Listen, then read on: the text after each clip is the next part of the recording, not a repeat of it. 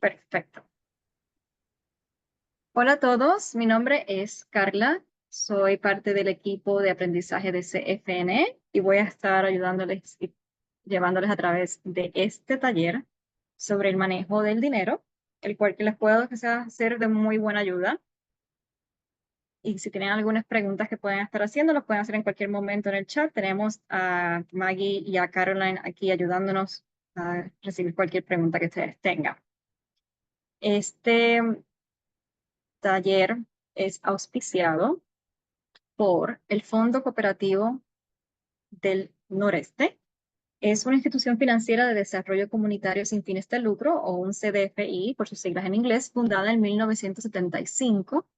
Y trabajamos por la justicia económica, social y racial mediante el avance de empresas comunitarias, cooperativas y o de gestión democrática, con preferencia a servir a aquellas cooperativas en comunidades de bajo ingreso. Logramos esto a través de proporcionar productos y servicios financieros asequibles para las cooperativas, dar coaching, conexiones y contenidos de negocios cooperativos como este tipo de taller que estamos dando, y ofrecer oportunidades de inversión que promuevan a empresas con conciencia social. ¿Qué vamos a necesitar el día de hoy? Es lápiz y papel. Pienso que si tenemos, porque cuando tenemos y hacemos y escuchamos y hacemos a la misma vez, la información se graba mejor. Así que si pueden estar compartiendo y teniendo dónde escribir, no tiene que ser necesariamente lápiz y papel, puede ser en el teléfono, pero sería de muchísima ayuda para ustedes mismos el que puedan estar escribiendo mientras estamos trabajando a través del taller. El taller trata de temas que pueden ser de mucha vulnerabilidad, así que no se sientan obligados de tener que contestar, pero si sí lo desean, pueden hacerlo en el chat, compartiendo cualquier comentario que tengan. Siempre comienzo con esta pregunta: ¿por qué están aquí? Eh, ¿Por qué es importante estar haciendo esta pregunta? Son las 6 de la tarde después de un día largo de trabajo y han tomado el tiempo para estar compartiendo con nosotros. Y es importante ver por qué están tomando este tiempo, qué es lo que ustedes quieren lograr. En Estados Unidos, en inglés, típicamente le dicen el why power, el poder del por qué. Para mí es muy importante que tengamos un momento de pensar por un minuto qué es exactamente lo que nos ha llevado a sentarnos el día de hoy a tener este taller, ya que al entender nuestro white power, nos puede ayudar y nos fortalece cuando tenemos dudas o miedo de por qué hacemos algo, nos da un fin, una meta hacia dónde ir, y nos recuerda la razón cuando tenemos quizás momentos de dificultad del por qué estamos haciendo lo que queremos hacer, y como consecuencia nos da valentía para poder continuar haciéndolo. Voy a dar un minuto eh, para que escriban qué, por qué están, qué es lo que quieren con este taller específicamente. Y si quieren compartirlo, están muy bienvenidos para compartirlos en el chat, como si quieran.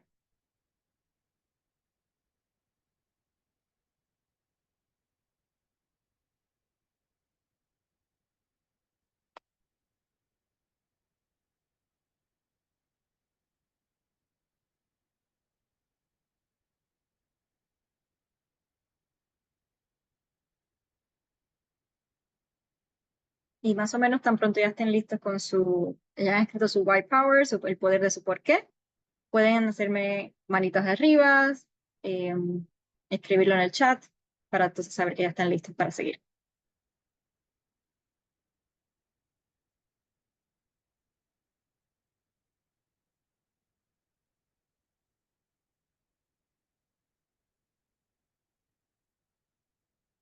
Voy a dar medio minuto más y así seguimos.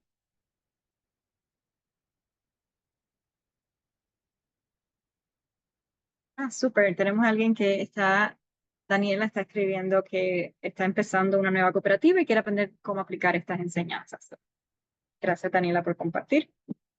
Entonces, qué bueno que nos da ese punto, Daniela, porque a veces pensamos, ¿por qué hablamos de las finanzas personales en un espacio de cooperativismo? Y es que las finanzas personales y las finanzas de la cooperativa son simbióticas. Como vemos el dinero en nuestros hogares, impacta directamente cómo vemos el dinero en la cooperativa. No todos tenemos la oportunidad de habernos criado en familias que tengan negocios propios, donde pudimos ver y observar cómo se manejan las finanzas de una empresa, pero todos venimos con nuestras programaciones familiares de cómo manejar el dinero. Y ya sea que estemos conscientes de esto o no. Por ejemplo, puede ser que hayamos crecido en un ambiente donde rayamos más hacia la impulsividad, donde podemos que nos demos cuenta que estamos quizás, eso nos puede ver afectado en una cooperativa, donde podemos estar viendo que quizás estamos inflando las idealizaciones de la capacidad de la cooperativa y tomar decisiones financieras que puedan hacerle daño. Y por lo contrario, si estamos en el lado un poco más extremo hacia la cautela, eh, podemos ser que no tengamos miedo a tomar riesgos y no nos atrevamos quizás a tomar algún préstamo que pueda ayudarnos a movilizar la cooperativa hacia segundas y terceras fases. Típicamente, eh, como pensamos como individuos, lo llevamos a los grupos. Y si no tenemos en cuenta estas cosas, podemos impactar negativamente las decisiones de los demás. Así que por eso es que estamos tomando este espacio para empezar a entender nuestra propia relación con el dinero, dónde estamos partiendo, cuáles fueron esas primeras experiencias que tenemos con él, y así poder identificar ese punto de partida para poder hacer ajustes y asegurarnos que estamos dirigiéndonos hacia donde queremos con las metas que queremos lograr. Otro punto son los pagos. ¿Cómo logramos organizarnos para pagar las cuotas de las membresías? O si somos una cooperativa de trabajadores, ¿cómo podemos asegurar que estamos pagando un sueldo justo si no tenemos claro cuáles son nuestras necesidades financieras? Y por último, es sabiduría cooperativista. El conocimiento que tenemos como individuos podemos compartirlo con los miembros de la cooperativa. Podemos crear talleres como este, donde enseñemos y trabajemos y hablemos cómo podemos manejar finanzas y ayudarnos mutuamente a crecer financieramente, ya que si tenemos una buena base en las finanzas del hogar, vamos a poder manejar la cooperativa con más tranquilidad y con más enfoque. Así que los objetivos del día es entender la importancia de conocer las finanzas, aprender que las finanzas personales son personales y hago hincapié en esto. Personal significa suyo.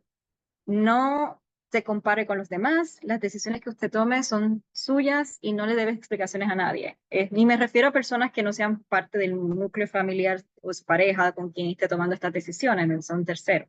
Si usted desea gastar $100 en ropa, coleccionando botones, comiendo afuera, etcétera, usted no le debe ningún tipo de explicación a absolutamente nadie y no necesita estar recibiendo opiniones de otras personas que no están ahí para pagar su luz, su agua y su techo. Entender que tiene la capacidad para manejarlas. A veces estos temas son muy difíciles y nos puede producir mucho estrés. Y a veces pensamos que no podemos hacerlo, pero sí. Que manejarlas es algo fácil de aprender y fácil de hacer, lo cual a veces no creemos. Y por último, lo más importante es tomar acción. Ahora, en el momento en que uno toma esa decisión de que va a hacer algún tipo de cambio, va a lograr algo, las cosas como que empiezan a moverse y se dirigen en la dirección donde uno quiere. Al finalizar el taller, este taller, estoy un poco el trasfondo del taller, ha sido desarrollado típicamente para hacer de larga duración, de 3 horas. Así que vamos a ver qué vamos a lograr cubrir completamente en el taller, pero generalmente van a poder saber qué tipos de cuentas pueden tener para organizar su dinero, qué es un presupuesto y cómo hacer uno que sea fácil de seguir, cómo manejar el estrés para alcanzar sus metas financieras, tener un plan de cómo manejar las deudas para mejorar el crédito y cómo invertir en su futuro financiero. Entonces, sobre mí, como son finanzas personales, voy a compartir qué me llevó a desarrollar estos talleres y enseñar sobre el tema. Y básicamente, como probablemente ha sido la decisión de ustedes de tener una cooperativa, es una experiencia muy personal. Mi padre nunca aprendió a administrar el dinero. Le encantaba comprar demasiados regalos y también tenía problemas con el alcohol, lo que fue la base que me movió a tomar las finanzas desde una edad muy temprana, comenzando entre los 9 y ya para los 11 años tenía ya el control completo de las finanzas. Como consecuencia, eh, perdón, mi padre tampoco ganó mucho dinero. Teníamos más que $30,000 al año en el momento que se retiró, creo que fue cerca del 2010. Mis padres estaban divorciados, así que teníamos que manejar 2 hogares diferentes con poca cantidad de dinero porque mi mamá no trabajaba. y lo que me obligó a desarrollar un sistema de sobre. No sé si han escuchado, que ya existe por ahí, en internet está lleno de todas estas explicaciones sobre el sistema de sobres. Y con él saqué a mi familia de deudas y hoy día mi papá vive en el retiro, tiene resultado, como resultado tiene su propio carro, casa, ahorro y vive cómodamente en su retiro.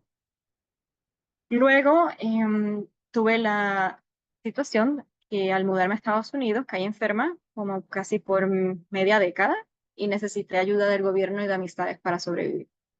Tuve que aprender a cómo usar el sistema de Estados Unidos, que es un sistema nuevo, hacer el dinero aquí, que es de una mentalidad diferente a la que donde provengo. Y por ende aprendí sobre las inversiones, el manejo de deudas y el crédito. Y luego me dediqué a crear estos talleres para ofrecer ayuda de uno a uno y trabajando como facilitadora financiera específicamente con familias de migrantes que estaban llegando a Estados Unidos, necesitaban hacer cambios mentales sobre las finanzas para poder navegar el sistema de una forma más viable y funcional. Dar una tabla de contenido sobre cómo vamos a estar dirigiendo el taller. Vamos a hablar sobre el dinero, qué es, para qué funciona. Vamos a hablar sobre metas, pensar ahora para el mañana, qué quiero lograr. Vamos a hablar de las emociones, cómo nuestras emociones juegan un gran rol en las finanzas personales. Trabajar sobre un presupuesto, explicar qué es un presupuesto y por qué necesito uno. Y cómo organizar y mantener, revisar las finanzas a través de citas monetarias semanales y o mensuales. Sabemos qué es el dinero. Básicamente es una herramienta de intercambio. Lo utilizamos para promover nuestro bienestar y en Estados Unidos se utiliza la fórmula 50-30-20 como guía para determinar la salud financiera de una persona. En Estados Unidos el sistema es específico para aquellos que no vienen del país. Es un país muy individualista. Con los años ha perdido las postulaciones sociales que existían para ciertos grupos, debo aclarar, de salud social, educación económica y pensiones de retiro, favoreciendo el uso del mercado libre para que las personas manejen su vida financiera. Es por esto que debemos aprender todos los componentes para tener una vida financiera estable. ¿Qué significa eso? Cómo administrar el dinero que tenemos, cómo tener un buen crédito y cómo invertir dinero para la jubilación.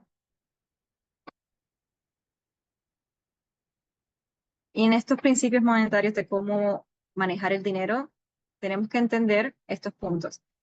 Primero, la idea de págate a ti primero, crear un fondo de emergencia, vivir por debajo de las ganancias, no tener deudas de alto interés, lograr no vivir por encima de lo que se gana y no depender de las tarjetas de crédito.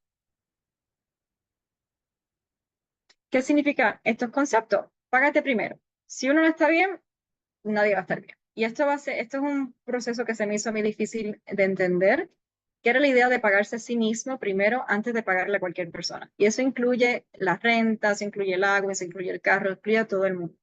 Saca dinero para tus ahorros primero, ya sea para el retiro de jubilación y para el fondo de emergencia.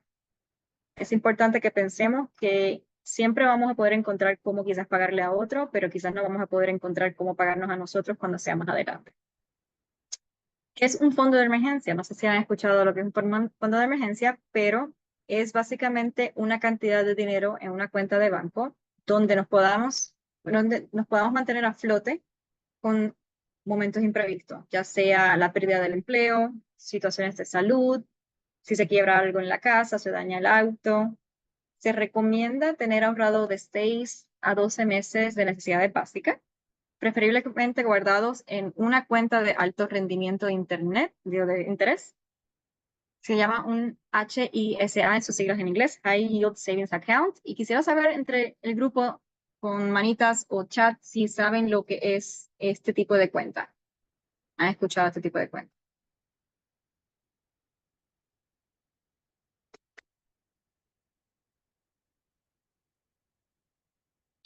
No veo que sí, no veo que no. Sí, ok. Tengo una sí. Bueno, voy a compartirlo por si acaso ciertas personas no sepan, pero las cuentas de alto rendimiento de interés existen en distintos bancos y algunas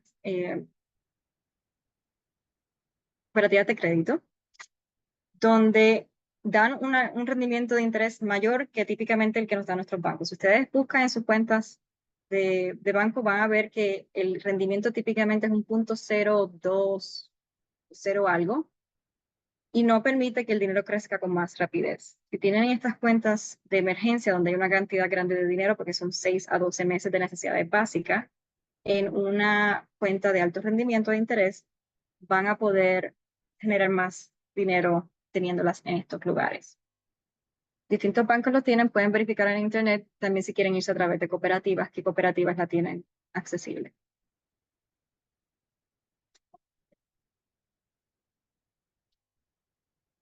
Por último, vive por debajo de sus ganancias. Esta es la idea de crear una caja de flujo o cash flow, que probablemente la han escuchado más en el negocio de lo que quizás escuchen en sus propias vidas. Y yo siempre soy fiel creyente de tratar las finanzas de uno en ciertas maneras como trataría las finanzas de un negocio, donde nunca dejo la cuenta en cero, tratar de mantener la cuenta con un mínimo de $1,000, creando una caja de flujo, un cash flow, donde el dinero entre de manera continua y no nunca se quede en cero. Y eso se logra, tenemos que pensar en las distintas cuentas que tenemos con Estados Unidos. Tenemos los tipos de cuentas bancarias regulares, que es cheques, ahorro y cuentas de certificados de depósito.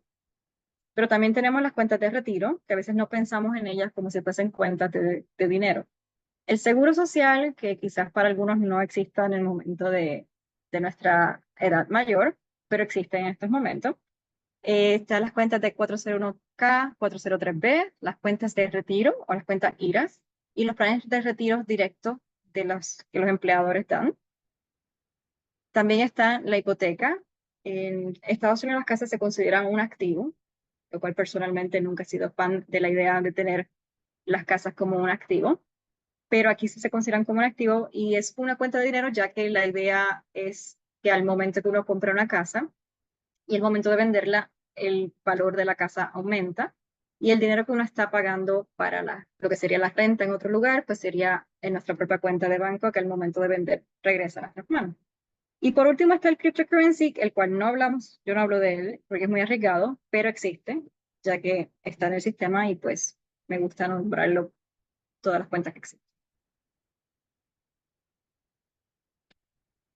Tenemos la regla 50-30-20 que hablamos al principio.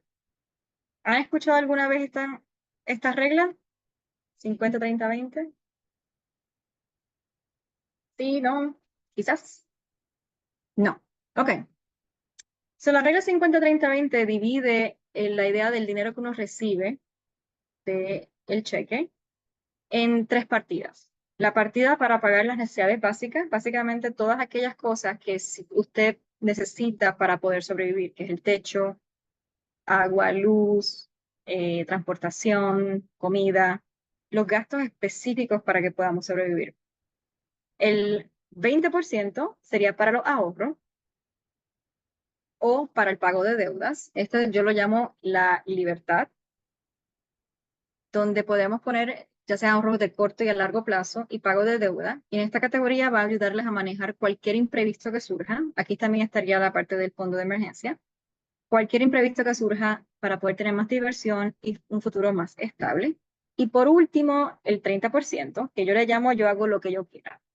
En ese 30%, usted gasta el dinero como le plazca. No tiene que darle explicaciones a nadie con esa cantidad y puede ser utilizado para las membresías del gimnasio, comer en restaurantes, Netflix, clubes para los niños, irse de shopping, no importa qué. Y es lo que vamos a estar discutiendo más adelante, cómo dividir nuestras finanzas a través de estas reglas y ver dónde estamos parados.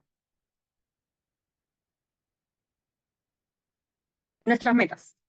Pensar ahora para el mañana, ¿qué quiero lograr? Entonces vamos a hacer un ejercicio, si tienen dónde escribir. Vamos a estar pensando en estos puntos para poder lograr una meta. Primero, entender dónde estás parado.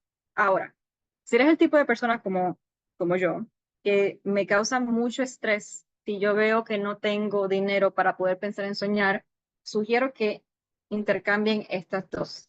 punto. Que sería primero pensar en la meta que quieres cumplir y luego, al final de todo pensamiento, de todo sueño, entonces mirar dónde estás parado para ver cómo conseguirla. Y pongamos que si, por ejemplo, queremos tener $15,000 en 5 años. Lo importante de una meta es que una meta tiene que ser específica, tener cantidad clara, en cuánto tiempo la quiero cumplir y para qué. ¿Cuál es ese why power, ese poder del por qué? Son los 3 puntos bien importantes para poder tener esa meta. Entonces, si tenemos $15,000, quizás pensamos, wow, $15,000 es imposible poder conseguir. Pero si vemos en 5 años, $15,000 son $3,000 al año. Y en 12 meses son $250 mensuales. Y si dividimos eso en semanas, son $62. Eso ya no se ve quizás tan eh, grande y se ve más alcanzable el que podamos tener estas metas. Una vez tengas ese plan, revisa mensualmente cómo estás en el proceso y una vez hayas logrado esa revisión, asegúrate que esté todo bien todos los meses y miras a ver si tienes que haber algún ajuste. Si no, una vez logrado, ponlo todo en automático. Aquí es que también puede venir el tipo de cuenta que uno tiene. Si no tienes cuentas de lo que le llaman el Christmas Club o algunas cuentas de banco les permite tener distintos bolsillos donde puedan ustedes guardar para otras metas, lo pueden tener automatizado de esa forma, que salga directamente del cheque y lo olvide. Porque una vez tengamos el dinero afuera de nuestras mentes, como no lo pensamos, out of sight, out of mind, como dicen en inglés, no lo tengo enfrente, no lo veo, ojos que no ven, corazón que no siente. Entonces, importante, establecer metas es para todos. No importa dónde están en su ruta financiera. Es aún más importante establecer metas cuando ganas poco. Y tener metas como recursos, como lo vamos a estar hablando más adelante, y setas monetarias para calmar el miedo es esencial. Voy a estar compartiendo estas metas. Vamos a ver acá. A ver si pueden ver este punto, el cual lo vamos a estar compartiendo al final de una vez terminemos, asegurarnos que tengamos los emails de todo el mundo, porque todo lo que voy a presentar se les va a pasar por email y así ustedes pueden hacerlo. Pero aquí vemos que tienen 3 metas en este caso. No tienen que ser las 3, pero por lo menos si quieren llenarla de esta forma. Y la meta número 1 es $5,000. ¿Qué tiene? Importante. Meta, cantidad específica, fecha límite para poder tener un tipo de orden. ¿Y para qué es? En este caso sería para el down payment o el pago de depósito de una casa.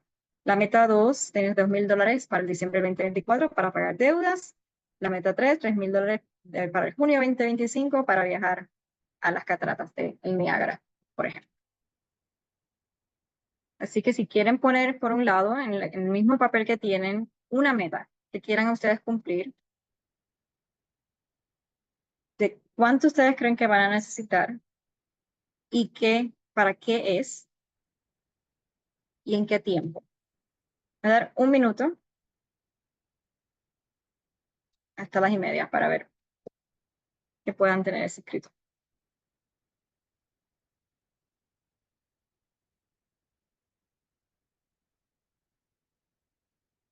Y así cuando terminen también se me pueden dar deditos arriba que terminaron.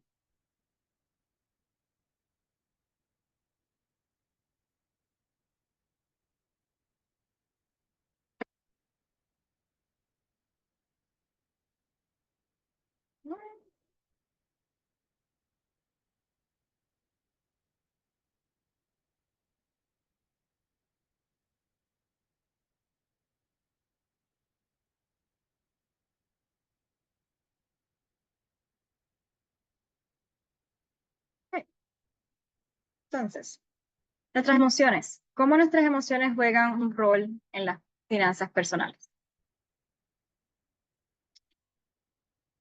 En el 2023, a finales del 2023, Wells Fargo condujo un estudio de dinero donde entrevistó a más de 3,000 personas sobre sus finanzas y encontraron que el 60% se concentran demasiado en la cantidad de dinero que tienen o que no tienen. El 57 quiere un reset mental donde muchos se sienten avergonzados y juzgados y demasiado centrados en el dinero. El 56 siempre se preocupa por el dinero incluso cuando tienen suficiente. El 30 no dan lo mejor de sí mismos cuando se trata de dinero. Un 28 siente que el dinero los controla en vez de ellos controlar el dinero. Y 27 reciben críticas de otros sobre su enfoque, de cómo lo hacen.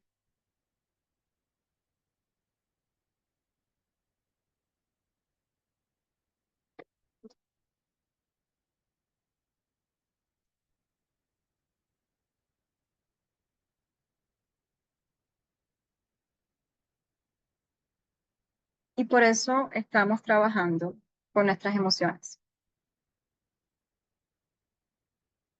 Tomar decisiones bajo estrés emocional nos llevan a tomar malas decisiones. El estrés no es simplemente otra cosa que el miedo.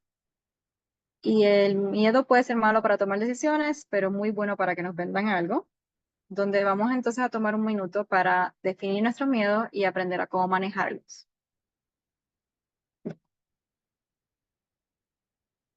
Si podemos entonces ir a la otra.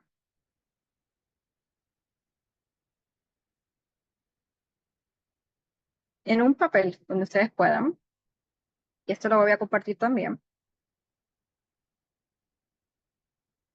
podemos escribir cuáles son los miedos que podamos tener. Y esto se llama como escrito libre. Básicamente lo que vamos a estar haciendo en ese ejercicio, que no lo podemos completar completamente hoy porque no tenemos el tiempo del taller, pero voy a compartir el ejercicio para que lo hagan en la casa, es escribir todo lo que les llega a la mente. Usted va a escribir, tengo miedo de X cosas. Puede ser cosas importantes como cosas que no son importantes. Tengo miedo que tengo una enfermedad terminal. Tengo miedo que el pelo se me vea feo. Tengo miedo lo que sea. No hay necesidad específica de esto es usted con usted mismo y va a estar simplemente sacando todos esos miedos y todas esas historias que nos creamos a través del día en un papel. También pueden ser resentimientos. Resentimientos solamente es cuando sientes algo, un coraje con alguien más. Típicamente ese coraje es una bola de miedo que no podemos desenredar. Así que puede escribir, tengo resentimiento con mi esposo, porque, y antes de escribir el por qué, escribe porque tengo miedo y ahí escribe el por qué. Porque, no sé, no le gusta la comida que cociné ayer. Puede ser importante otra vez, como puede ser que no. Una vez tengan eso escrito, pueden escribir al final una aclaración, un punto de le doy gracias al universo, aquellos que creen en Dios pueden darle gracias a Dios por remover esos miedos del sistema y poder liberarlos. Y de ahí pueden hacer una meditación donde centren el sistema parasimpatético y simpatético y logren calmar el estado primero. Una vez están ahí, pueden entonces pasar al procesamiento emocional, que es entender que todos tenemos una base de crianza de cómo manejamos la comunicación. Y dependiendo de qué crianza tuvimos, esa destreza fue desarrollada o no fue desarrollada. Y la comunicación no es solamente con otros, también la comunicación es con uno mismo, porque de ahí es que comienza. Así que el primer paso es escribir qué miedo puede ser que esté ocurriendo en el momento y cómo lo puedo manejar. Escriban esos miedos, una vez tengan ya, hayan soltado todos esos miedos y resentimientos, escriben entonces los miedos que quedan y los pueden ver. Y de ahí toman una pausa, lo ponen en una pausa para poder seguir aquí con el share.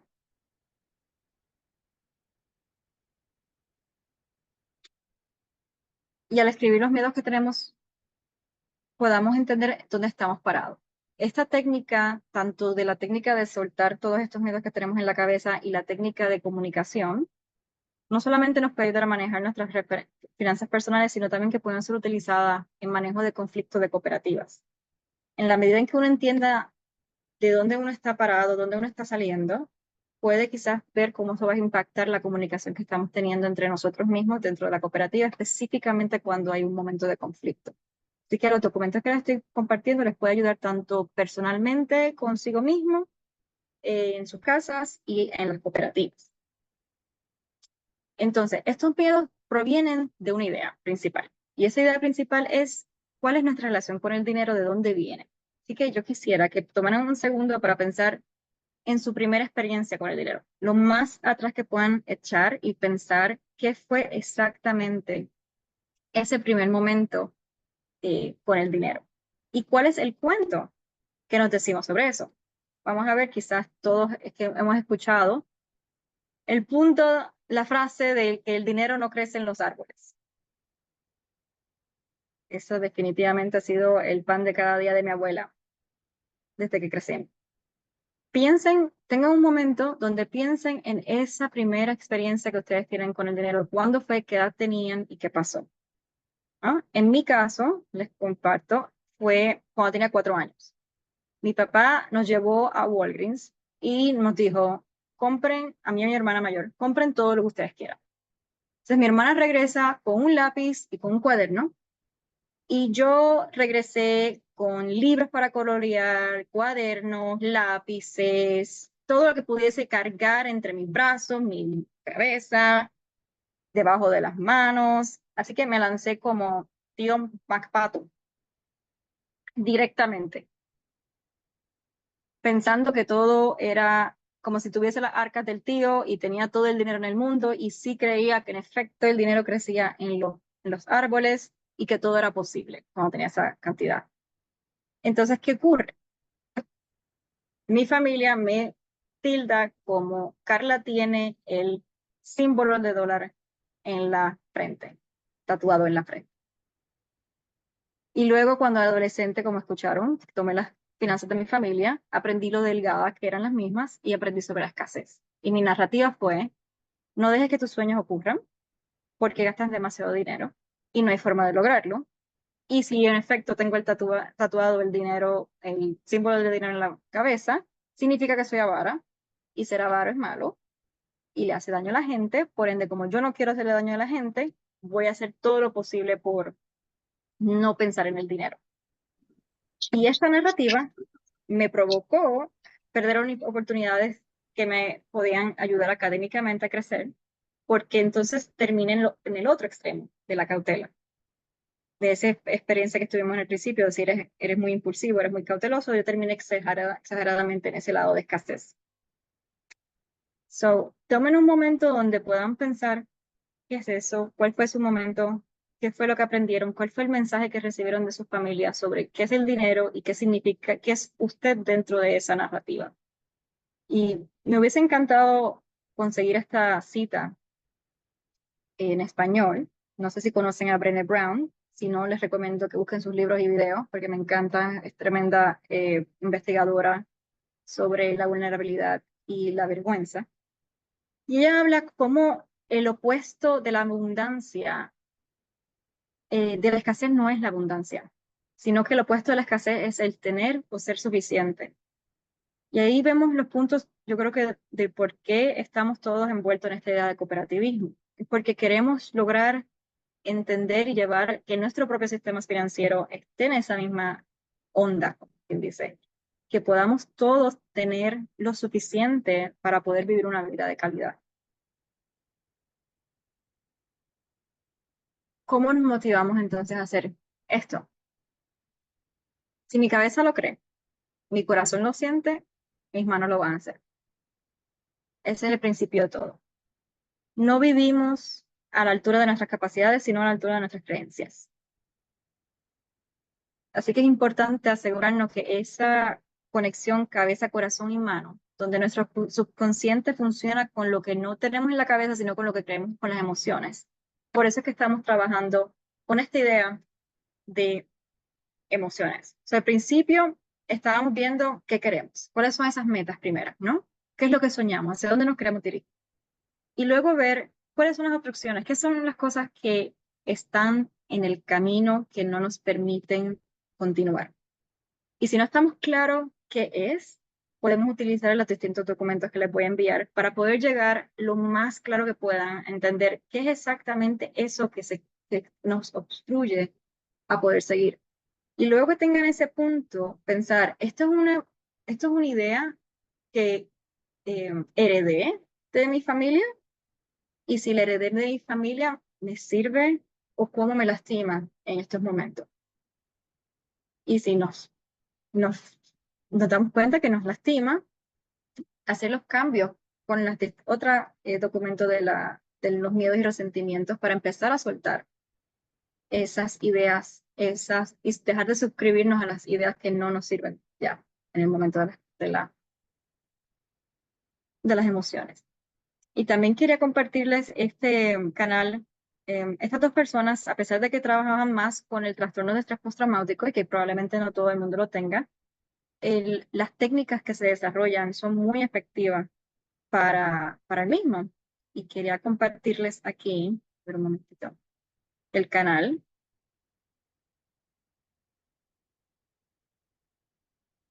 Y así lo puedan buscar si les interesa. Se llama Crappy Childhood Fairy. Ella da técnicas, estas técnicas que yo les hablé de cómo manejar los miedos y los sentimientos, ella lo enseñan en cómo calmar la ansiedad, en esta técnica que toma 15 minutos. Y si la pueden hacer diaria, mejor, porque eso ayuda a manejar todas las cosas que estén pasando de diario y disminuir el nivel de estrés que está viviendo cada cual. Así que les comparto otra vez esto, Crappy Childhood Fairy. Es buenísima, está en inglés. Hay veces que ciertos videos tienen traducción al español. Solamente tienen que coger la traducción cuando lo vean.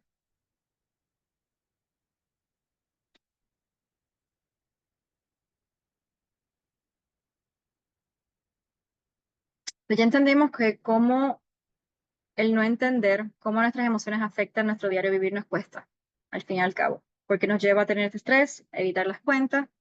Cuando no reconocemos que es el miedo lo que nos guía, terminamos quizás donde no queremos porque comenzamos a reaccionar en vez de responder. Y viene el punto en el documento que les comparto, es en la técnica de PRPR, como el sonido de un gatito, que eso siempre lo recuerdo cada vez que estoy entrando en una discusión con alguien específicamente, recordar ese sonido, que es pausa, respira, piensa, responde. Así que hagamos el purr cada vez que tengamos que llegan y notas la ola de emociones llegando, siempre piensa en el gatito. Mi sobrino cuando le hablé sobre esto me decía, como el gatito de Shrek, pensar en el gatito cute con los ojos abiertos y siempre me ayuda cada vez que llega a pensar en eso que me dice mi sobrino porque me da gracia y como que tumba, rompe con ese momento de coraje y de enojo. Y también, como siempre digo, estas técnicas les ayuda también a manejar esos conflictos que están teniendo o que puedan tener, porque vamos a tener los conflictos, como siempre, en todos lados. Es solo cómo lo manejamos. Y el tomar control de lo que específicamente nos produce miedo, nos puede ayudar a tomar esa acción y a responder de manera diferente. ¿Okay? So, finalmente, vamos a hablar del presupuesto. ¿Qué es un presupuesto y por qué necesito uno? Simplemente, como dicen en mi país, en arroz y habichuela, el presupuesto es cuánto entra versus cuánto dinero sale. Es importante tener ese plan para dirigirnos, o sea, saber hacia dónde nos dirigimos. Ese plan que te hablamos al principio, ese plan de metas, es clave para poder manejar ese presupuesto, porque si no, lo que simplemente estamos haciendo es sobreviviendo. Si no estamos dirigiendo hacia dónde queremos llevar, qué metas queremos lograr, de la misma forma, ese mismo pensamiento es algo que también pueden llevar en la cooperativa.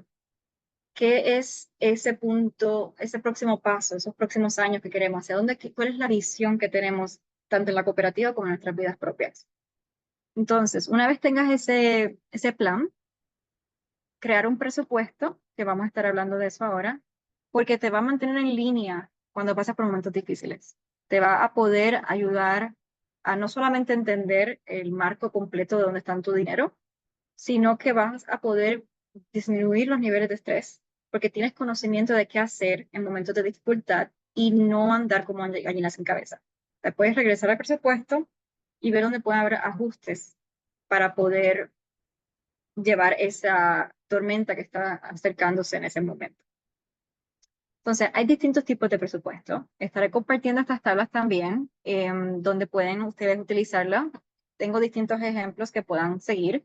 Este es un presupuesto simple, donde la persona tiene un ingreso y un egreso, tiene dos ingresos. Se habla específicamente cuál es el presupuesto y cuál fue el gasto actual y la diferencia, que mucha gente lo ha visto en las cooperativas que lo utilizan para poder identificar dónde es que están los gastos en realidad y si estamos proyectando las proyecciones correctas que necesitamos para poder llevar las finanzas de la cooperativa de una manera buena. Y abajo están pues nuestros gastos recurrentes de la misma forma, cuáles son los que estamos presupuestados, cuál es el actual y la diferencia.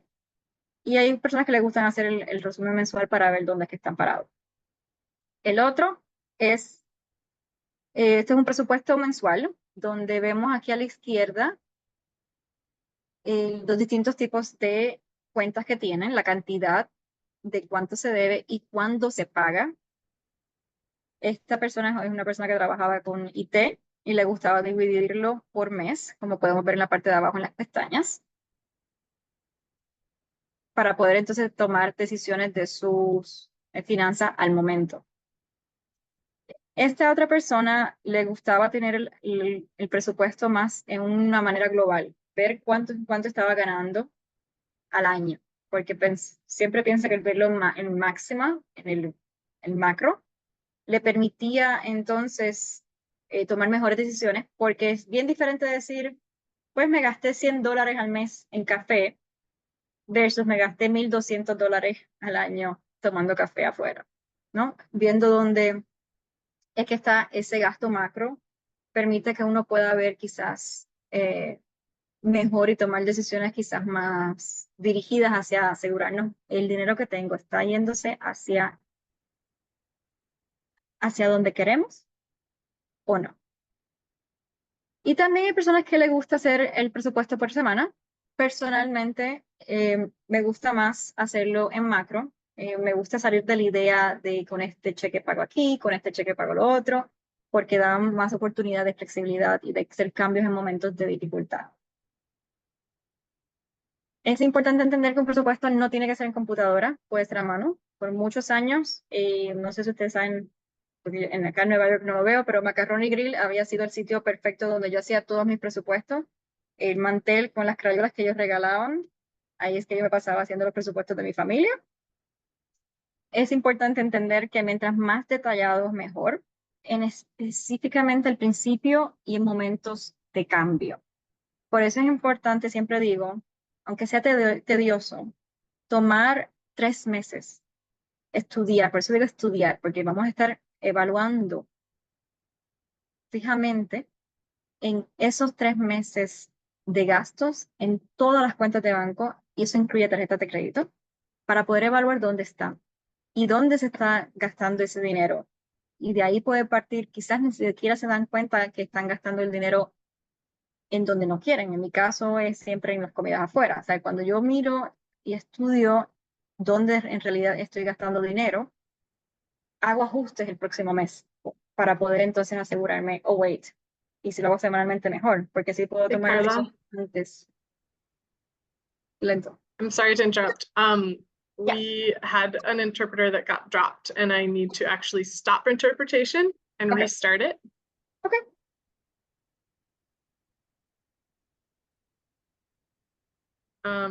Erica, would you be able to interpret that really quickly before I kick people off of interpretation channel?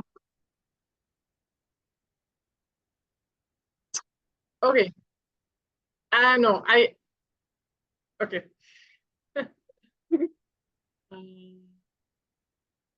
Sorry, just a second. No, problemas técnicos.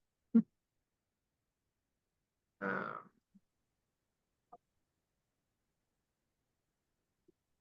Disculpen que el internet sacó a la compañera, así que están arreglándola ahorita.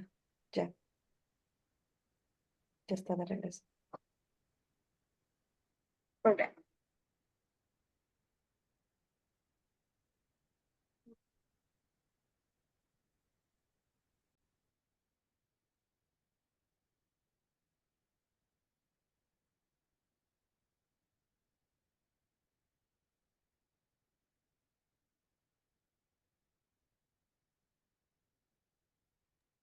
Dice en el chat que ya puedes empezar. Ya, perfecto. Ok, déjame regresar Carla. a la grabación. Ok, so voy a repetir esto rápido para aquellas personas que quizás no pudieron escuchar en inglés, pero básicamente el presupuesto no tiene que ser en computadora, puede ser a mano. Mientras más detallado, mejor, específicamente al principio o en momentos de cambio. Y es importante tomar 3 meses de gastos en todas las cuentas que tengan, cuentas de banco y tarjetas de crédito, para evaluar dónde están ustedes gastando el dinero y asegurarse que el dinero lo estén gastando en el área que sí lo desean. Entonces, ahora tomemos de vuelta ese lápiz y papel porque vamos a poner en práctica ciertas cosas en específico. La regla 50-30-20, que les comparto y les repito, que significa la estabilidad de uno, lo que usted quiera hacer y la libertad en el futuro.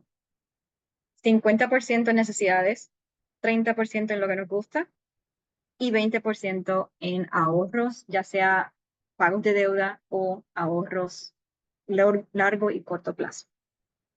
Y van a estar haciendo una tabla donde tengan este tipo, vamos a compartirla acá, tengan 1, 2, 3, 4, 5, 6 columnas. En el principio vamos a poner tipo, categoría, cantidad, fecha, dejar este en blanco y la última 50, 20, 30. Y anotar estas categorías que estamos aquí, simplemente para el ejercicio. Pueden hacerlo también con sus propias cuentas, si así lo desean. No tiene que ser bien detallado, este no es el momento para hacerlo. No creo que tengamos desgraciadamente el tiempo para discutir específicamente sus propias cuentas, pero pueden utilizarlo como ejemplo para poder hacerlo en la casa. Entonces, una vez tengan estas cuentas, van a anotar en el próxima categoría, en la categoría si es un gasto fijo o es un gasto fluctuante. Por ejemplo, la compra. Cuando vamos al supermercado, ¿eso es un gasto que todo el tiempo vamos a estar pagando lo mismo o es un gasto que va a cambiar? En este caso es cambiante. La renta típicamente, por lo menos a través de un año, a través del año, es fija. El pagarte el carro es fijo. Seguro médico fijo. El gimnasio, las membresías de gimnasio típicamente son fijas.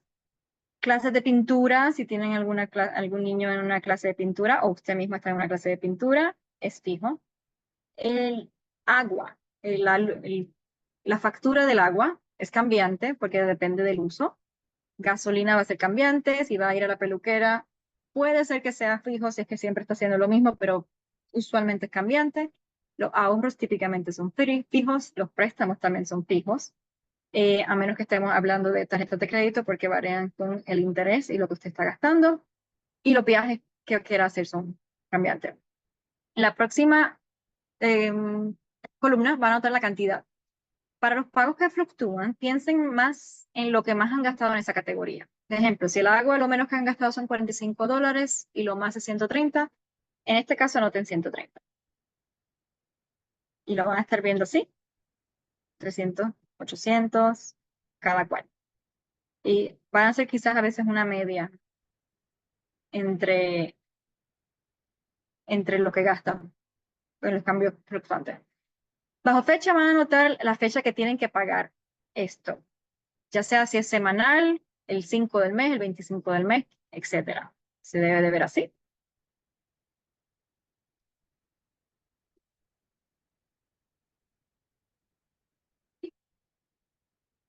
Y la columna vacía va a anotar si los gastos fluctuantes, que también pueden ser recurrentes, o los fijos que se queden como fijos. Por ejemplo, la compra es cambiante y es recurrente. La renta es fija y es fija. Toda cosa que ocurra cada cierto tiempo, lo van a correr acá.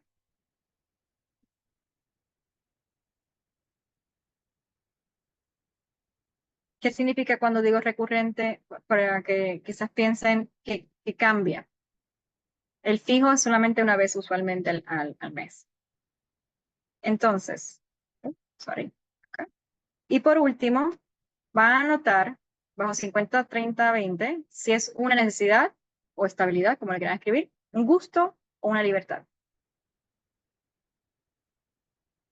Y esto lo voy a dejar para que ustedes darle unos minutos antes de mostrarle el resultado final y ustedes evaluar.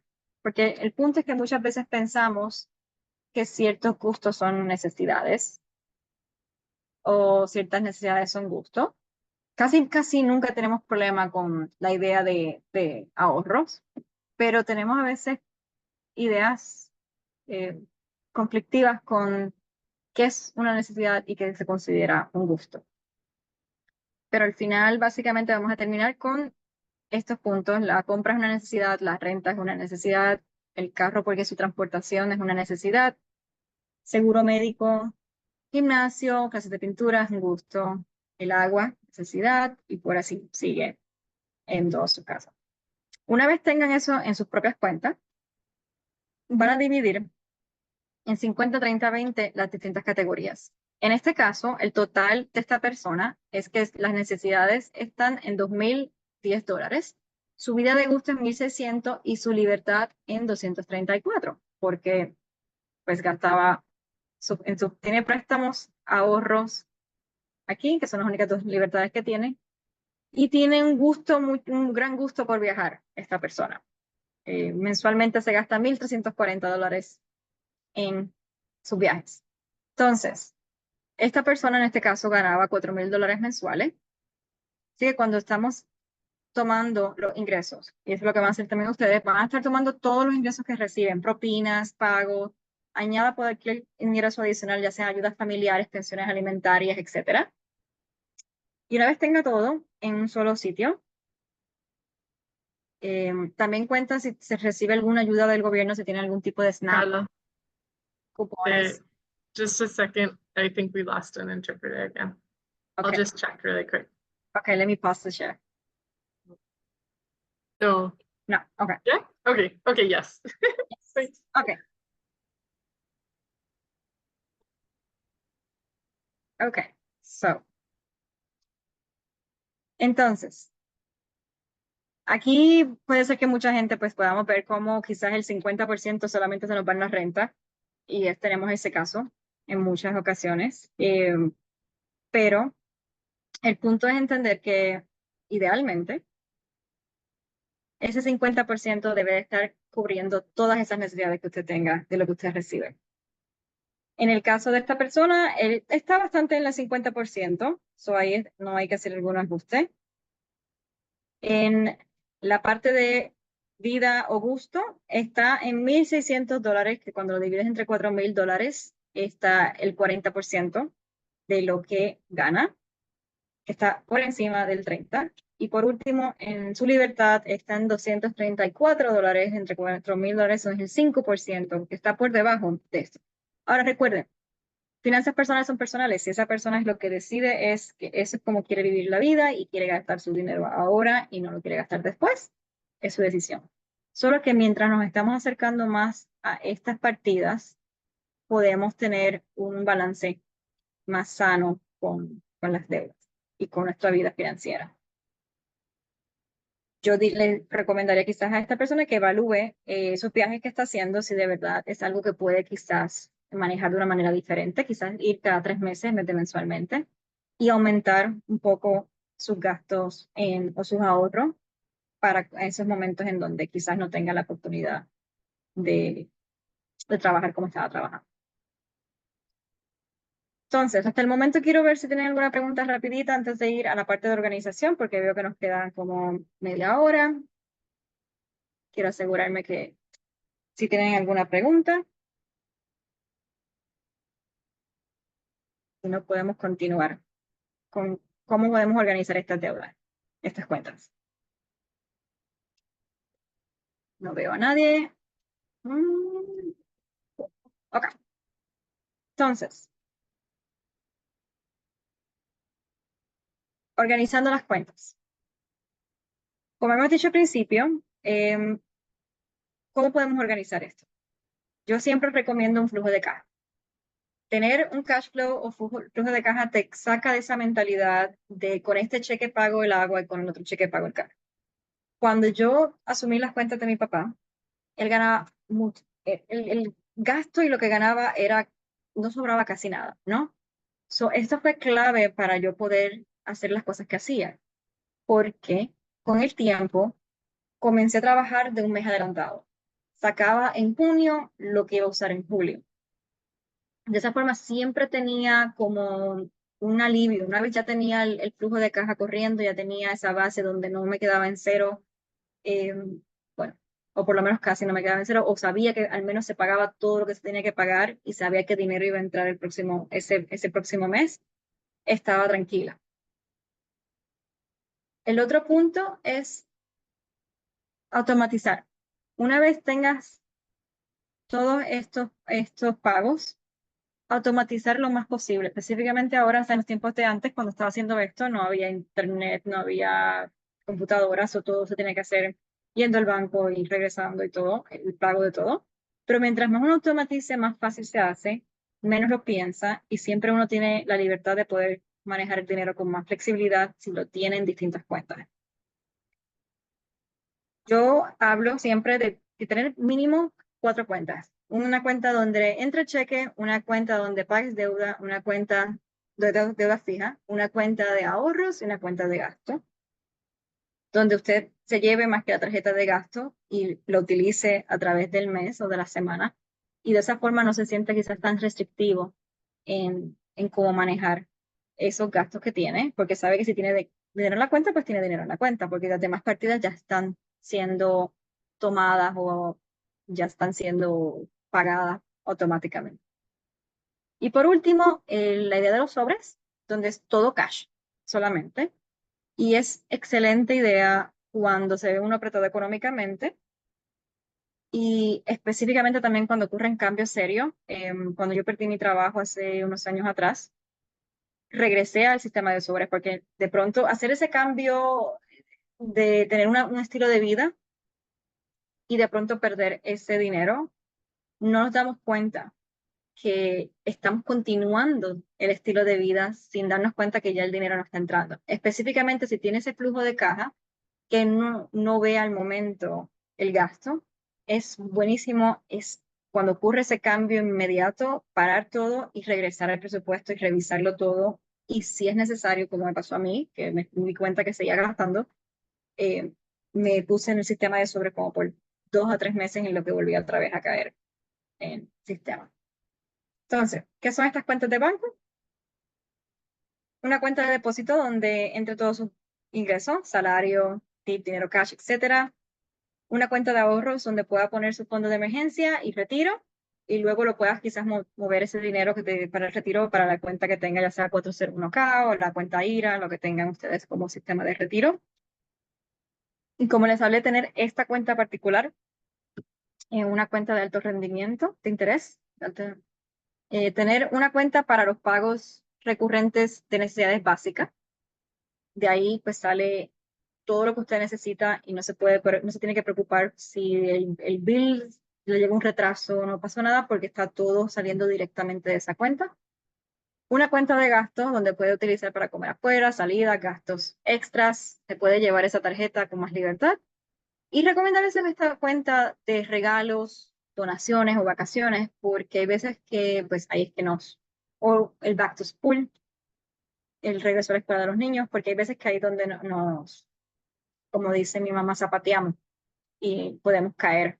Porque si planificamos ese presupuesto de todos esos regalos, esas ideas que queremos gastar con nuestra familia, es mejor tenerlo planificado antes de simplemente llegar el momento de Navidad y tratar de gastar ese mes de cheque para comprar los regalos de la familia. Si eso es demasiado tener muchas cuentas, por lo menos tener estas cuentas. Una cuenta del depósito siempre donde entra el dinero. Y si puede tener cuentas que te permiten tener como una base de ahorros dentro de esa misma cuenta, tener también esa base de ahorro para el fondo de emergencia y retiro. Otra cuenta para pagos fijos, recurrentes fijos, y la cuenta de gastos fluctuantes recurrentes. Al menos tener esas 3 cuentas, si no quiere tener las 5, les permite comenzar a automatizar y dejar todos esos pagos. En esos pagos fijos, si es la casa, si es el seguro del carro, si es el cuidado de los niños, tener automático ese pagarés porque el momento que usted esté sacando ese dinero del mes anterior, siempre va a haber dinero en la cuenta, so no va a tener preocupaciones de que ese dinero vaya, se va a olvidar usted de pagar algo y tenga que pagar extra por tener no me llega la palabra ahora en español, fee. No me llegó en español, pero algún gasto específico por no pagar a tiempo. Y por último, la idea de los sobres. ¿Cómo funciona la idea del sobre? Sería que cada vez que usted recibe su cheque, va a retirar todo el dinero que tiene en la cuenta y lo va a colocar en un sobre de ingresos. Al final del mes, va a ir al banco y va a cambiarlo en billetes de 100, 50, 20, 10, 5 y 1. Bien específico. Este es un buen plan para cuando uno gana muy poco y los gastos e ingresos están casi justos y aún a veces están los ingresos por menos de lo que gasta. Divide los sobres por categoría. Va a poner coche, alquiler, agua, electricidad, gasolina, gas, lo que sea. Y va a anotar en el sobre la cantidad necesaria en cada categoría. La cantidad máxima que usted paga de cada categoría. Es importante que anote eso y que ese dinero esté ahí. Para pagos grandes como el alquiler, recomiendo que ponga los billetes en 50 o billetes de 100. ¿Por qué? Porque si está en billetes grandes, la posibilidad de usted romper un billete grande es menor. Una vez el billete, uno gasta el dinero y ese 20, ¿cómo pasa, no? Sacamos un billete de 20 y lo gastamos para comprar algo de $2 y el resto no sabemos dónde se fue. Por eso es que siempre la idea del sobre es dividirlo bien específico y poner al dólar la cantidad que requiere ese dinero. Cada dólar que sobra después de pagar, supongamos, en mi casa, en la gasolina en aquel momento, cuando la gasolina no pagaba nada, eran $120 mensuales. Y yo ponía, siempre con el renglón que estábamos haciendo de mi papá, duraba un tanque de gasolina una semana. Y siempre se llenaba el tanque. No importa si ese día necesitaba llenarse o no estaba a mitad de tanque o no, porque era una forma de cómo yo ahorrar dinero. Al él siempre llenar el tanque de gasolina tiende a durar más cuando está lleno, a que cuando uno está siempre en empty y solamente le echa $10, termina gastando más. Y dos, si esa semana no condujo tanto, podía yo utilizar ese extra y ponerlo en la parte de atrás para el flujo de efectivo, para empezar a crear el sobre de emergencia, para cuando ya tenía esas dos cosas empezar a ahorrar, cuando ya tenía esas partidas llenas, entonces comenzar a pagar deudas y repetir esto todos los meses. Entonces, revisemos. ¿Cómo hacemos esto? El primero del mes, anotamos con cuánto comenzamos en el mes, cuánto tenemos en las cuentas de banco. Luego, movemos el dinero a las cuentas de banco correspondientes. Utilizamos solamente la cuenta de gastos en las tarjetas, las cuentas de ahorro y las partidas fijas de la casa. Movemos el dinero de la cuenta regular o la HISA a la cuenta IRA y anotar entonces al final del mes con cuánto terminamos, logramos la caja de flujo, sobró algo de la caja de flujo y si sobró algo de esa caja de flujo, moverlo a la cuenta de alto rendimiento y de ahí puede pasar entonces a usted decidir si la quieren utilizar ese excedente para vacaciones, para ahorros a largo plazo o para pagar alguna deuda. Y ahí en ese punto evaluar dónde estás y qué tiene que uno ajustar. Entonces, este otro es el manejo de deudas. Un punto importante es entender que hay distintas, yo trabajaba uno de estos talleres sobre el crédito y el manejo de deuda y hablaba sobre el efecto bola de nieve y el efecto avalancha, de cómo pagar las deudas. Y es básicamente la idea, se paga primero aquellas deudas que tengan la cantidad mínima, o sea que la cantidad máxima de la deuda sea menor o las que tengan el interés más alto. Para poder identificar eso, antes tenemos que entonces buscar y hacer esta tabla que voy a compartir aquí. No sé si la tenga en este punto. share. Entonces este sería el ejemplo, donde vamos a colocar la deuda, el nombre del banco, si es un préstamo personal, también pueden ser préstamos a personas, a familiares, no tiene que ser específicamente préstamos a instituciones. Y vamos a poner el tipo de deuda que es, si es un tipo de deuda de tarjeta de crédito, si es un préstamo personal, si es un préstamo estudiantil. Vamos a poner el pagarés usual que tenemos para estas partidas, el balance de cuánto debemos al momento, el interés que se lo pueden encontrar en el balance, el estado de cuenta del banco. Y bien importante para trabajar la idea del crédito, si tengo unos minutos me gustaría explicarles rapidito, es ver el límite que tiene esa tarjeta. Y por último, la fecha de vencimiento que tiene. Cuando tengan esto escrito, de aquí usted puede tomar decisiones sobre si prefiere primero pagar estos intereses altos, porque le está costando más dinero, o si va a ir primero a pagar los balances que sean más bajos. Todo depende, o sea, depende de ciertos puntos de qué opción usted quiera decidir y qué tipo de persona usted en términos de sus finanzas, de cómo le funciona. Hay personas que prefieren tener la idea de que si yo pago el balance mínimo más rápido, me permite sentirme que puedo, que veo movimiento, ¿no? Y psicológicamente me sigo motivando a hacerlo. Muchas personas hablan de que obviamente en términos financieros pagar los intereses más altos hace más sentido, porque a lo largo pagas menos. Yo trabajaba dependiendo de caso a caso, y en ocasiones a veces era también de cuánto es el pagarés mensual, porque había situaciones donde la persona de verdad, si el pagarés de esta cuenta que a pesar de estar en 23% es de 50 y esta deuda que está en 8, claro, esto no había mucha opción porque es un préstamo personal, pero si no fuese a hacer caso, pues pagar esos préstamos primero para poder utilizar ese dinero que tiene y utilizar ese balance mensual para entonces pagar la próxima deuda.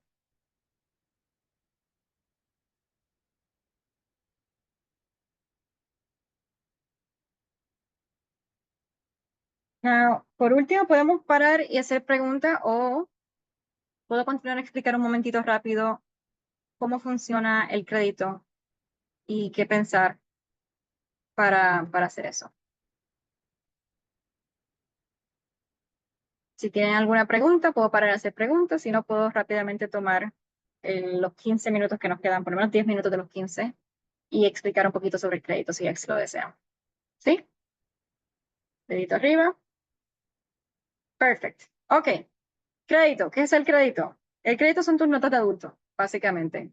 Aquel momento de cuando estamos recordando en inglés, el GPA, aquellas notas, si sacaste A, B, C, esas son las notas de crédito para que nos dan para los, no habla de nosotros personalmente como personas, pero, y también es entender, esto es un punto bien importante, que no es, que desgraciadamente el sistema, hay prejuicios y no ayuda a ciertas comunidades a poder tener acceso a un crédito justo.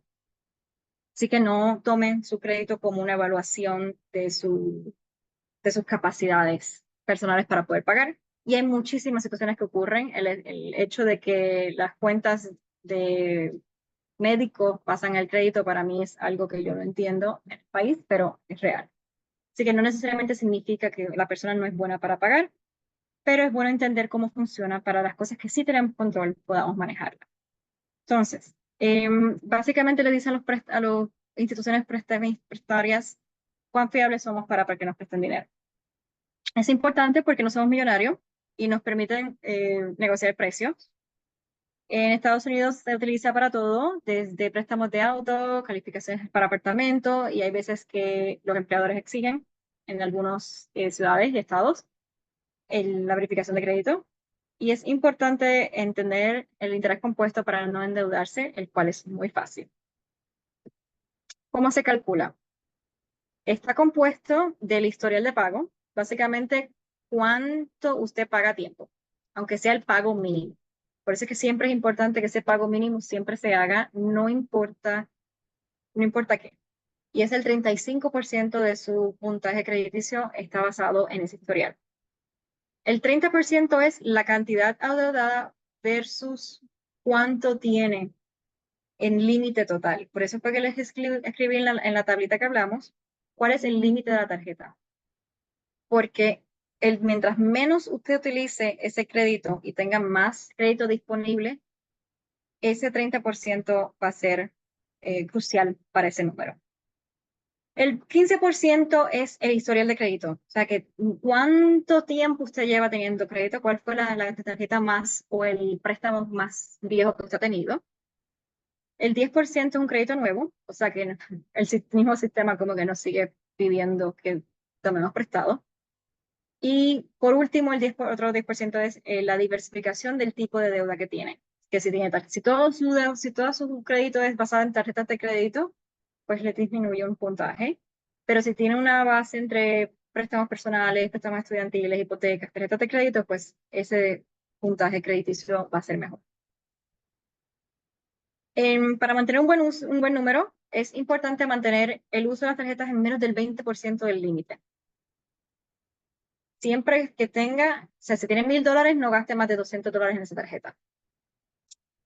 Se puede dividir por cuenta o en total, en global. Puede ser que en una tarjeta solamente tenga $200 de los 1,000, pero en la próxima tarjeta está utilizando 800 de los 1,000 que tiene. Ya ahí el crédito total está ya a un límite. Es importante, y este punto lo recalco porque mucha gente sigue, no sé por qué se envolvió la idea de que siempre hay que dejar un balance para que poder tener crédito, y no es así. Siempre paga el balance completo de todos los meses. Eso significa que la cantidad que le llega en ese estado es pagar esa cantidad. Puede ser que todavía quede deuda no tiene que pagar todo lo que está en el sistema, porque sería parte del próximo estado financiero de la tarjeta de crédito, pero el balance que le llega en su factura, pagarlo completo. Y si no puede pagarlo completo, por lo menos hacer el pago mínimo, porque ya vimos que lo más importante es el historial, que es el 35%. Por último, no cierre cuentas de tarjetas de crédito que has terminado de pagar. Deja algún pago mínimo en ella, que sea de $50, algo automático, que sea Apple Pay o si sea alguna suscripción a algo, para que siga utilizándose las tarjetas de una manera mínima. Hay distintas formas de poder conseguir tu reporte, y es importantísimo que verifiquen su reporte porque puede haber información errónea y pueden ustedes hacer un proceso para que se remuevan cierta información errónea de su crédito. Y si no lo evalúan, no pueden entender esto quizás. Estas son las 3 agencias más conocidas, el TransUnion, Equifax, Experian. Estos son sus websites, también lo pueden buscar en internet. El gobierno provee 3 reportes de crédito gratis al año a través de las mismas agencias, pero es con este website que es annualcreditreport.com. Es el único que es el website que está acreditado para poder dar estos 3 reportes al año. Hay gente que le gusta tenerlo al momento y hay gente que prefiere hacerlo cada 4 meses para poder ver cómo el crédito está yendo mensualmente. Y por último está Credit Karma, que es gratuito, pero también sus propias tarjetas de crédito. Si usted abre sus apps, les puede mostrar dónde ustedes están parados porque tienen ya actualizado dónde está ese crédito usualmente. Rige, como no tengo que estar en la presentación específica del crédito, pero rige entre unos 500 a 800, típicamente ese renglón.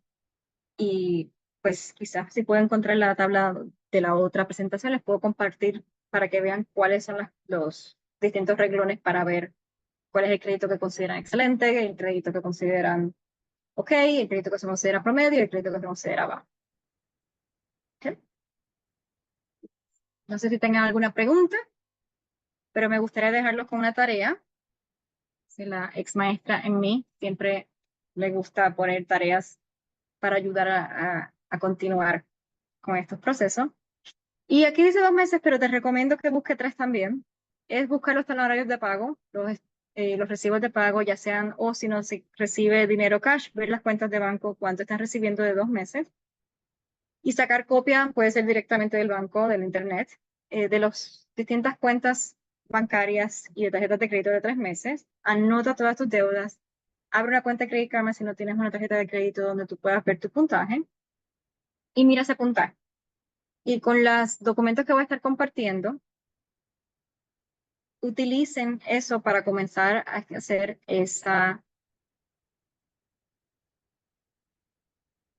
ese talonario, perdón, ese préstamo, palabras en español, ese presupuesto que van a estar haciendo y recordando que comiencen primero con esas metas, ver qué es lo que ustedes tienen, dónde están los miedos y resentimientos que tienen con estas metas que ustedes quieran asegurarse, dónde están parados y crear entonces ese plan para poder lograr salir de las deudas o salir o irse y comprar casa que ustedes ¿Tienen alguna pregunta? Recuerden que aquellos que que no se anotaron directamente a el taller, que nos envíen en el chat, compartan con nosotros sus correos electrónicos y como la preferencia que tengan de español o inglés para poder enviarle estos documentos para que ustedes puedan seguirlo. Un placer tenerlos. Si tienen alguna pregunta, con mucho gusto.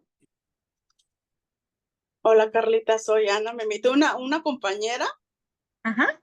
y dije, bueno, me gusta, pues sabes que no sé tanto de finanzas, entonces es como muy importante aprender y todo lo que dijiste, pues es muy bueno para pues lo diario, ¿no? Los gastos y los miedos que hablaste, es muy importante porque es cierto y el estrés, luego como que no, en mi caso yo no quiero saber ni cuánto pago porque me voy a estresar. Y es importante tomar la importancia y saber cuánto me gasto exactamente, ¿no? Muchas Sí. gracias también a Carla, a todos. Gracias, Ana. Gracias por compartir, Ana. Gracias. Y sí, y es muy normal, ya vieron, o sea, cuando leí ese estudio me di cuenta que no somos los únicos y probablemente ese estudio fue hecho con una base de una audiencia quizás que no incluía a nuestras comunidades y me imagino que nuestras comunidades se sientan a veces más aún esos números. Y no importa, o sea, recuerdo que yo trabajaba con ciertas personas, la persona que le compartí trabajaba en informática, el estrés era tan grande que le provocaba abrir sus cuentas o trabajar conmigo, que cuando hacíamos nuestras comunicaciones por Zoom nos poníamos filtros de pececito, porque si él veía alguna reacción en mi cara, y yo mi cara de por sí ya tiene siempre estoy como media seria cuando estoy enfocada, pues automáticamente le aumentaba el estado de vergüenza y se cerraba y no podía manejar. Así que no importa lo que necesiten ustedes hacer para poder sentarse a hacer estas citas, háganlo. No se sientan avergonzados porque todos estamos en el mismo bote, básicamente. Y si, pues, por lo menos remamos juntos, llegamos más lejos.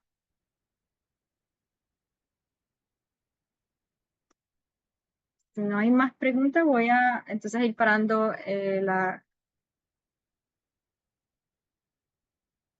grabación.